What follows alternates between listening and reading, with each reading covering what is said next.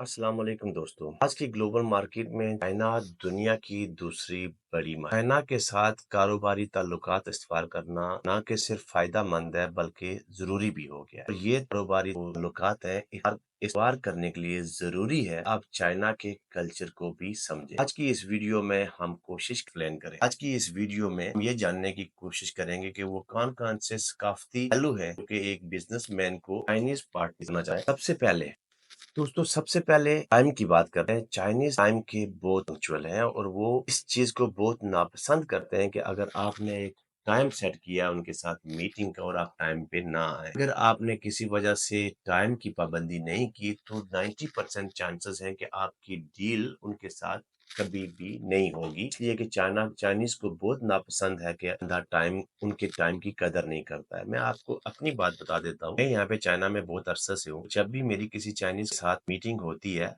अगर उसको मेरे ऑफिस में आना हो, वो 5 मिनट पहले मेरे ऑफिस की गेट पे आके खड़ा हो जाएगा। मेरे ऑफिस का जो दरवाजा है वो ग्लास का है, ट्रांसपेरेंट तो नहीं है, लेकिन अगर बाहर कोई बंदा खड़ा हो तो मुझे उसका शेडो नजर आता है। और बहुत दफा ऐसा हुआ है, 20 बार ऐसा हुआ है कि तो हमारे जो कस्टमर थे 5 मिनट पहले ही हमारे पास आ जाते हैं।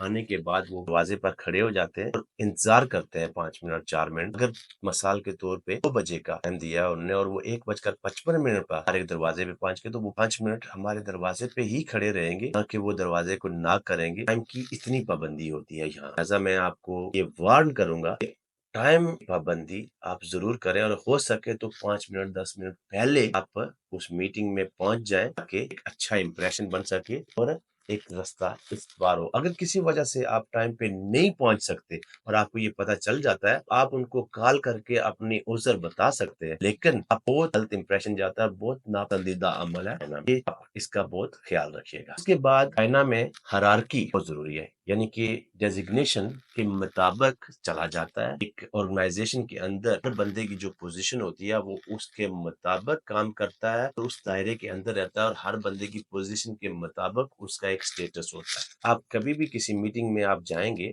या आपके पास कोई चाइनीज डेलीगेशन मीटिंग में आता है, आप इस आपको उनकी एंट्री एक मीटिंग रूम में एंट्री से आपको इस बात का पता चल जाना चाहिए कि कौन सा बंदा किस पोजीशन के ऊपर है। जैसे कि एक प्रेसिडेंट या सीईओ ऑफ द कंपनी जो होता है वो सबसे पहले इंटर होगा, उसके बाद सीएफओ, सीओओ, मैनेजर, इस तरह से इंटर होंगे। और सीटिंग भी बिल्कुल इसी तरह से होगी कि सीईओ के सामने सीईओ बैठा होगा, सीएफओ के सामने सीएफओ बैठा होगा, मैनेजर के सामने मैनेजर बैठा होगा और सेक्रेटरी के सामने सेक्रेटरी बैठा होगा, सिवाय ट्रांस इंटरप्रेटर या ट्रांसलेटर के अलावा। इंटरप्रेटर जो होते हैं वो बिल्कुल उनके साथ बैठते हैं क्योंकि उन्हें इंटरप्रेट करना होता है। ऐसा जब भी आप मीटिंग में जाएं या उनको मीटिंग वो आपके पास मीटिंग के लिए आते हैं, तो आपको पता चल जाना चाहिए कौन से बंदे की क्या पोजीशन है। इसी तरह से आप भी उनको जब इंट्रोड्यूस करवाते हैं तो सबसे पहले आप भी अपने सीईओ या अपने इंचार्ज या जो अथॉरिटी डिसीजन मेकिंग अथॉरिटी है से आप इंट्रोड्यूस करवाएंगे पहले, उसके बाद नीचे वाला, फिर उसके बाद उससे नीचे वाला। ये इस चीज का बड़ा खास ख्याल रखा जाता है चाइना में। इसके बाद आता है बिजनेस कार्ड एक्सचेंज का नंबर। कि चाइना में बिजनेस कार्ड एक्सचेंज करना भी ना एक एक है।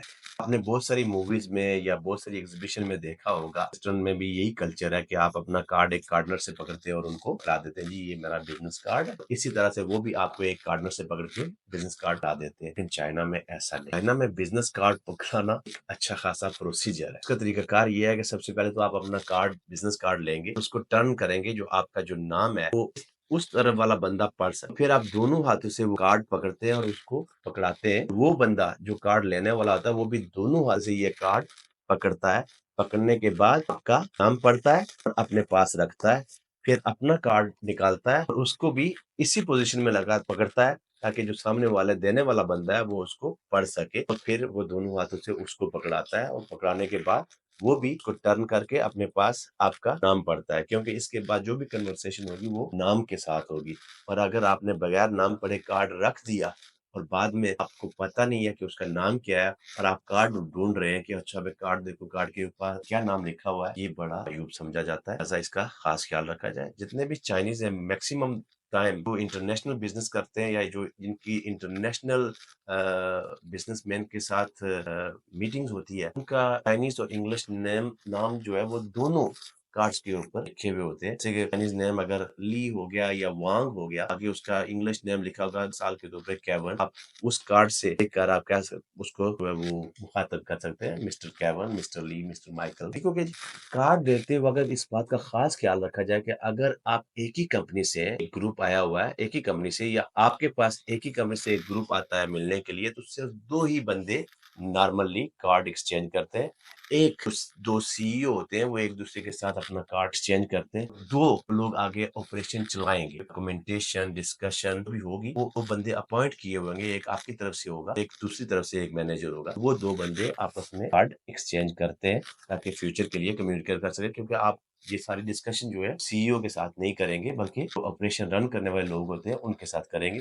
और उसके बाद अगर कोई आपको ये बोलता है कि जी ये मेरा ट्रेड मैनेजर है, तो आप इसके साथ अपने ट्रेड मैनेजर का कार्ड शेयर कर दे, तो वो आप कर सकते हैं। अगर वो बोलता है कि जी ये मेरा मार्केटिंग मैनेजर है, और आप अपने मार्केटिंग मैनेजर को बोलते हैं, तो वो एक दूसरे के साथ कार्ड एक्सचेंज कर सकते हैं। लेकिन ऐसा नहीं होना चाहिए कि 10 बंदे आए और 10 के 10 जो है वो अपना कार्ड लेके खड़े हैं, तो वो सारे के सारे सीईओ को या प्रेसिडेंट को कार्ड देना चाहते हैं। इससे ये साबित होता है आपकी जो ऑर्गेनाइजेशन है उसके अंदर डिसिप्लिन नहीं है, और उसके अंदर इत्मीनान भी नहीं है, अंडरस्टैंडिंग नहीं है, म्यूचुअल अंडरस्टैंडिंग नहीं है। ऐसा सिर्फ 2 ही बंदे कार्ड शेयर करते हैं। उसके बाद आजकल तो इलेक्ट्रॉनिक सब काम होता है, मोबाइल फोन के ऊपर होता है, तो एक ग्रुप बना लिया जाता है, व्हाट्सएप के ऊपर, वीचैट के ऊपर, ईमेल ग्रुप भी हो जाता है। तो सब लोग जो ऑपरेशन रन करेंगे वो सारे के सारे उस ग्रुप के अंदर आ जाते हैं। जो सीईओ होते हैं या जो इंचार्ज होते हैं, वो सिर्फ उस ग्रुप को कभी कभार रीड करते रहते हैं, लेकिन नॉर्मली जो रिप्लाईज होती है, वो जो जो 2 या 4 बंदे जो उसको फर्दर प्रोसीड कर रहे होते हैं, वही एक दूसरे के साथ कम्युनिकेट करते हैं। लेकिन वक्तन-फ़वक्तन जो इंचार्ज होता है या जो डिसीजन मेकिंग पार्टी होती है, कभी-कभार उस ग्रुप में से रीड कर सकती है,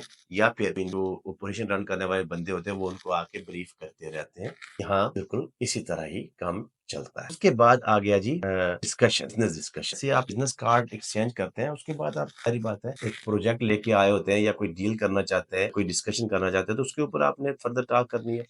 काइंडली इस बात का खास ख्याल रखें कि चाइनीज बिजनेसमैन प्रेफर करते हैं कि आप डिस्कशन को टू द पॉइंट और प्रिसाइज रखें, शॉर्ट और टू द पॉइंट रखें, और हर पॉइंट खत्म होने के बाद इतना वक्फा आप जरूर दें कि आपका जो अपोनेंट है वो आपको उसका रिप्लाई दे सके। और देन इस चीज को अवॉइड करने की कोशिश करें, जब वो बोल रहा है तो उसको इंटरप्ट बिल्कुल ना करें। अगर आपको कोई चीज बीच में पॉइंट आउट करनी भी है, तो आप एक अपने पेपर के ऊपर पॉइंटर बना लें। जब वो अपनी कन्वर्सेशन खत्म कर लेगा, तो उसके बाद उस पॉइंट को हाईलाइट कर लेंगे, या उसको आप फर्दर एलेबोरेट कर देंगे कि नहीं ऐसे नहीं ऐसे है, लेकिन आप इंटरप्ट नहीं कर सकते, नहीं करना चाहिए, इसको बहुत मायूब समझा जाता है। जब 2 बंदे आपस में डिस्कशन कर रहे हैं, ये जरूरी है कि आप अपने हेड को आग करें, यानी कि सर हिलाएं, कि उसको ये पता चले कि आप उसकी इतनी भी कन्वर्सेशन है उसको केयरफुली तवज्जो के साथ सुन रहे हैं और उसको समझने की कोशिश कर रहे हैं। ये नहीं है कि आप बिल्कुल ही खुद बन के उसके सामने खड़े रहे, ये भी बहुत मायूब समझा जाता है। और इस मीटिंग के ऊपर इसका असर ये पड़ता है, वो उसको लगता है कि आप उसकी बात को 3 डब्बा समझ रहे हैं, लिहाजा वो कन्वर्सेशन को और फर्दर शॉर्ट करके बस उसको खत्म करने की बात करता है। इसलिए इसका बड़ा ख्याल रखा जाए। उसके बाद अगला पॉइंट आ गया जी, सबसे इम्पोर्टेंट जो है वो होता है कि चाइनीज डेलीगेशन आता है आपके चाइना में ना, दो तरह का कोऑपरेशन होता है। कोऑपरेशन होता है वन टाइम डील, ठीक है यार हमें जरूरत है एक चीज की, तो आपके पास आए, आपके पास ये चीज थी, वन टाइम डील की, तो उसके लिए कोई लंबा चौड़ा डेलीगेशन नहीं आता आपके पास। तो ये एक बंदा 2 बंदे आपके पास आते हैं, डील करते हैं, कॉन्ट्रैक्ट वगैरह प्रिपेयर करके लेके आते हैं, वन टाइम डील होती है। वो आपके पास आए, आपने उनको बोला और साइन किया, बस हो गया, अगली दफा देखेंगे होगा नहीं होगा। लेकिन जब आपके पास डेलीगेशन आता है या आपको डेलीगेशन अपने पास बुलाता है, इसका मतलब ये है कि वो आपके साथ लॉन्ग टर्म ऑपरेशन करना चाहते हैं, आपके साथ लॉन्ग टर्म बिजनेस करना चाहते हैं। अभी इतने बंदों का डेलीगेशन या ग्रुप आपके साथ डिस्कशन में या मीटिंग में शामिल होता है, क्योंकि चाइनीज प्रेफर करते हैं लॉन्ग टर्म ऑपरेशन हो, उसके लिए पूरे डेलीगेशन को मीटिंग में शामिल करना है ना। में एक सेइंग है, अगर आप जो मीटिंग्स होती है ना उसमें एक दूसरे को अंडरस्टैंड करने की वो कोशिश करते हैं, तो उसमें एक सेइंग है कि अगर आप मेरे दोस्त बन सकते हैं तो मैं आपके साथ बिजनेस भी कर सकता हूँ, लेकिन अगर आप और मैं दोस्त नहीं बन सकते तो और आप बिजनेस तन नहीं कर सकते। उसी वाली नहीं है कि हम अगर दोस्त नहीं बन सकते तो हम बिजनेस कर, इसीलिए जो पहली मीटिंग्स होती है उस मीटिंग में बिजनेस डिस्कशन से ज्यादा आपको आपके आपकी जो अंडरस्टैंडिंग रहती है या आपको समझने की ये लोग कोशिश ज्यादा करते हैं, बजाय इसके कि कोई फाइनल डिसीजन ले। उसके बाद आ जाता है डिनर। ये चाइना में मैक्सिमम जो बिज़नेस डिसीज़न होते हैं ना, वो लंच या डिनर पे होते हैं। इसलिए डिनर के आदाब समझना भी ज़रूरी है। हमारे यहाँ तो खाना खाया जाता है तो बस जैसे हम बैठे तो आराम सुकून से बस खाना खाने के लिए ही बैठे हुए हैं, उसमें ज़्यादा कोई लंबी-चौड़ी बातें नहीं होती हैं। आधे घंटे में, 20 मिनट में, घंटे में हमने खाना खत्म किया, चले जी अपने-अपने घर। फिर ये है कि खाना खत्म करने के बाद अगर कोई मीटिंग करनी हो तो उसके बाद रखेंगे, लेकिन चाइना में ऐसा नहीं होता है। चाइना में बहुत सारा बिज़नेस खाने की टेबल पे ही फाइनलाइज़ हो जाता है। लिहाज़ा ये ज़रूरी है कि आप खाने के भी थोड़े-से आदाब समझें और अपने बेनिफिट के लिए इस्तेमाल करें। चाइना में आपको भी पता है कि फ़ोर्क ज़्यादा यूज़ नहीं होता, स्पून यूज़ होता है क्योंकि सूप वगैरह बहुत पिया जाता है, लेकिन फ़ोर्क यूज़ नहीं होता। उसकी बजाय चाइना में चॉपस्टिक्स इस्तेमाल होती है और अगर आपको चॉपस्टिक्स इस्तेमाल करना आती है तो ये आपका एक प्लस पॉइंट है। ऐसे ही आप चॉपस्टिक इस्तेमाल करना करेंगे, वो आपको बहुत एप्रिशिएट करेंगे। उनको भी अच्छा लगेगा कि भई चलो ये हमारे कल्चर को लर्न करने में एफर्ट्स दिखा रहा है। दूसरा ये है कि अगर आप चॉपस्टिक इस्तेमाल नहीं कर सकते हैं तो आपके लिए फ़ोर्क तो ढूँढ लिया जाएगा। लेकिन आपको पता होना चाहिए, फ़ोर्क ढूँढने में थोड़ा टाइम लग जाता है क्योंकि रेस्टोरेंट्स में होता तो है, लेकिन कई दफ़ा उन्होंने ऐसी जगह पे रखा होता है कि भई 6-6 महीने तो इस्तेमाल ही नहीं हुआ था। कभी-कभार मिलना भी मुश्किल हो जाता है, तो ये थोड़ी-सी एम्बैरेसिंग हो जाता है उनके लिए। अगर आपको चॉपस्टिक्स इस्तेमाल करना आता है, ये आपका प्लस पॉइंट है। दूसरा, चाइना में ये कल्चर है कि जो गेस्ट होता है वो सबसे पहले खाना शुरू करता है। जो इंचार्ज होता है या जो सीईओ होता है या प्रेज़िडेंट होता है या जो मेन पर्सन होता है, वो कई दफ़ा आपको खुद खाना डाल के देता है। आपका बड़ा ख़्याल रखेगा कि अगर वो आपको खुद खाना डाल के दे रहा है तो वो आपको रिस्पेक्ट शो कर रहा है। इसी तरह से चाइना में जो टेबल होता है, रिवॉल्विंग टेबल बहुत ज़्यादा आजकल इस्तेमाल होते हैं, तो उसके ऊपर सारी डिशेज़ पड़ी हुई होती हैं। तो आपको ये ख़ास ख़्याल रखना है कि बंदा किसी डिश से कोई चीज़ डाल रहा है तो आप उस वक़्त उस टेबल को रोटेट ना करें। आप उस वक़्त तक इंतज़ार करें जब तक उसने डाल नहीं लिया। कि अगर ऐसे नहीं करेंगे तो ये बहुत डिसरिस्पेक्टफुल होता है, इसको बहुत गलत समझा जाता है। इसी तरह से खाने की टेबल के साथ-साथ थोड़ा-सा आपको चाय के बारे में बता दूँ कि चाइना में जब आप चाइनीज़ के ऑफ़िस में जाएँगे या किसी फ़र्म के ऑफ़िस में जाएँगे तो आप देखेंगे कि हर एक ऑफ़िस के अंदर जो भी सीईओ, सीएफओ या मैनेजर होगा, जो भी इंचार्ज होगा, उसके ऑफ़िस में चाय का टेबल भी लगा हुआ होगा। उसमें जो इंचार्ज होता है या जो इसका जो ऑफ़िस होता है, वो खुद चाय बना के सबको पिलाता है। हमारे यहाँ तो बड़ा मायूब समझा जाता है कि मैं मालिक हूँ, मैं इंचार्ज हूँ, मैं क्यों किसी को चाय डाल के दूँ? लेकिन ये उनके लिए एक ऑनर की बात होती है। वो अपने हाथों से चाय डाल के अपने मेहमान को पिलाएँ। चाय पीने के लिए आपको थोड़ी-सी चीज़ों का ख़्याल रखना है।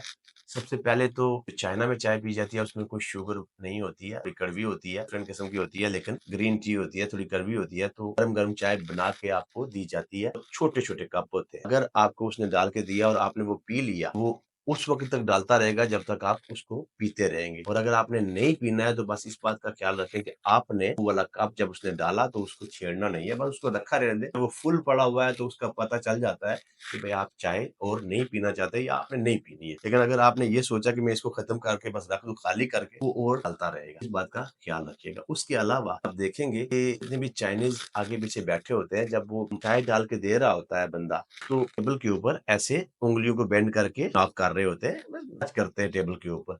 इसका मतलब थैंक यू होता है, ये एक साइलेंट वे है थैंक यू कहने का। इसके ऊपर हम एक वीडियो करेंगे चाय के ऊपर कि क्यों कहाँ से ये शुरू हुआ और क्यों इस तरह से उँगली मारते हैं, ये सारी चीज़ें इंशाल्लाह आगे कल्चर के ऊपर एक फुल वीडियो करेंगे तो वो आपको बता देंगे। फॉर द टाइम बीइंग आपको ये पता होना चाहिए कि अगर वो चाय डाल के दे रहा है और आपने ऐसे करके टेबल के ऊपर उँगली मारी तो ये बहुत एक प्लस पॉइंट होगा क्योंकि वो ये उनके ऊपर इंप्रेशन जाएगा कि भई ये बंदा हमारे कल्चर के बारे में थोड़ा बहुत जानता है और जानने की कोशिश कर रहा है, ये एक रिस्पेक्ट शो करता है।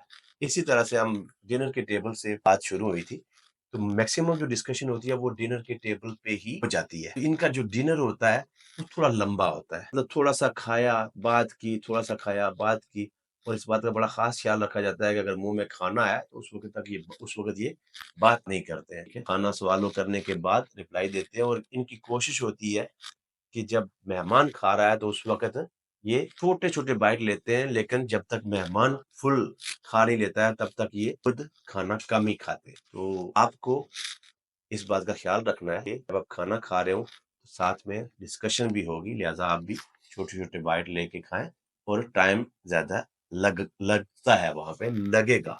उसके बाद हम आ जाते हैं हॉलिडेज़ के ऊपर, क्योंकि चाइना में काफ़ी सारे फेस्टिवल्स हैं, जिनका आपको पता होना ज़रूरी है, अगर आप चाइना के साथ बिज़नेस करना चाहते हैं। आप चाइनीज़ पार्टीज के साथ अगर बिजनेस कर रहे हैं और आपको इन चाइनीज फेस्टिवल के बारे में पता नहीं है, ये भी बहुत मायूब समझा जाता है और आपके लिए ये काफी नुकसानदेह भी साबित हो सकता है। इसके कुछ रीज़न है। जैसे कि चाइना का सबसे बड़ा जो फेस्टिवल है उसको कहते हैं न्यू ईयर फेस्टिवल, जिसे चाइनीज़ न्यू ईयर कहते हैं या फिर उसको कहा जाता है स्प्रिंग फेस्टिवल। ये फेस्टिवल हर साल चेंज होता रहता है, इसकी डेट्स चेंज होती रहती है, लेकिन ये तकरीबन 10 दिनों के हॉलीडेज़ होता है और इन 10 दिनों में कोई भी फैक्ट्रीज़, कोई भी मैन्युफैक्चरिंग यूनिट, कोई भी मतलब मैक्सिमम कमर्शियल एक्टिविटीज़ जो होती हैं वो बिल्कुल बंद होती हैं।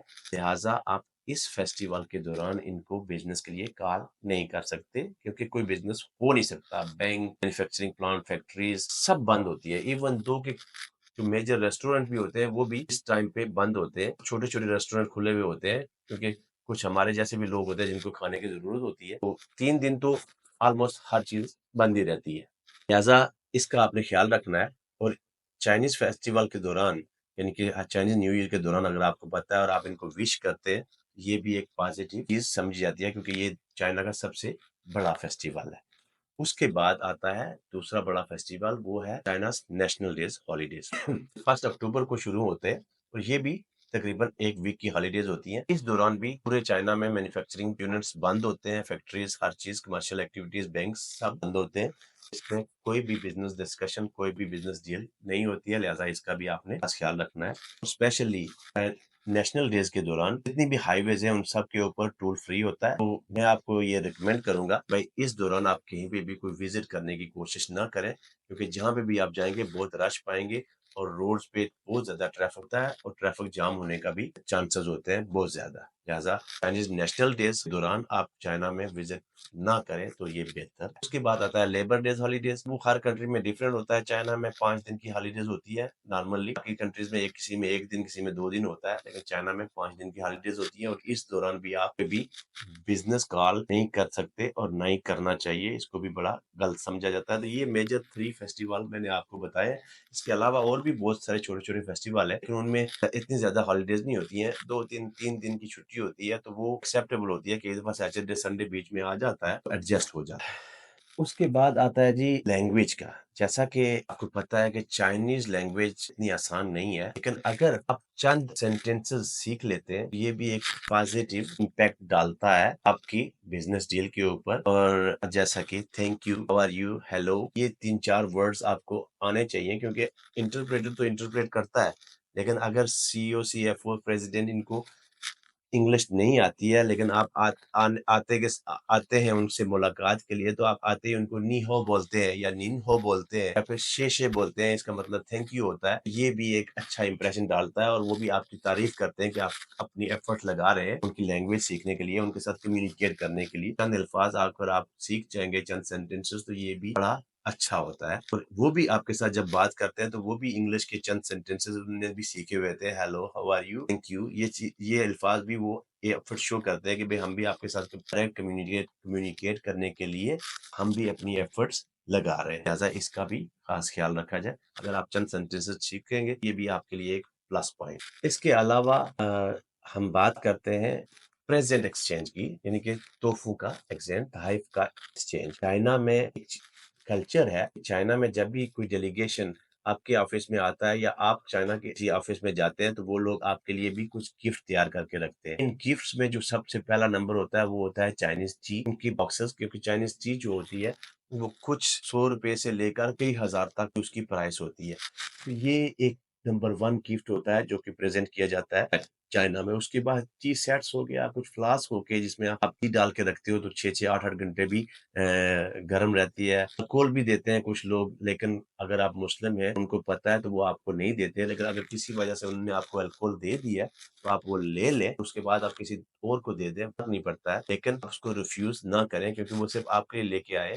कई दफ़ा होता है कि इन लोगों को ज़्यादा नॉलेज नहीं होता है रिलीजन के बारे में, तो मिस्टेक अगर वो ले भी आते हैं, तो आप उनको ये रिस्पेक्ट शो कर सकते हैं, आपने कौन-सा पीनी है, आपने उसको किसी और को दे देना है, नहीं भी देना है, कहीं फेंक भी सकते हैं। तोहफ़ा आप उनके सामने नहीं खोलें, जब तक आपको कहा ना जाए। नॉर्मली चाइना में तोहफ़ा देने वाला है, अगर आप उसके सामने ही उसको ओपन करते हैं, तो इसको बहुत बुरा माना जाता है। इसका भी खास ख्याल रखें। दोस्तों, चीनी सकाफ़त को समझना ना सिर्फ ज़रूरी है कारोबारी एतबार से, बल्कि चीनी सकाफ़त अगर आप समझते हैं, तो ये 2 ममालिक को आपस में मिलाने में भी बड़ा अहम किरदार अदा करती है और इससे 2 ममालिक के ताल्लुकात भी बढ़ते हैं। लिहाज़ा उम्मीद है कि ये वीडियो आपको पसंद आई होगी। कमेंट्स में अगर आप कुछ और पूछना चाहते हैं, तो वो भी आप कमेंट्स में हमें लिख के दीजिएगा। हम कोशिश करेंगे करेंगे कि आपके सवालों का भी जवाब दें। तो आगे हम कोशिश करेंगे कि हम चाइनीज़ मार्केट में रॉ मटेरियल के इंपोर्ट के ऊपर आपको इंफॉर्मेशन दें, आपके इल्म में इज़ाफ़ा करें। ऐसे आप रॉ मटेरियल ज़ाहिर बात है चाइना मेजर मैन्युफैक्चरिंग फैक्ट्री है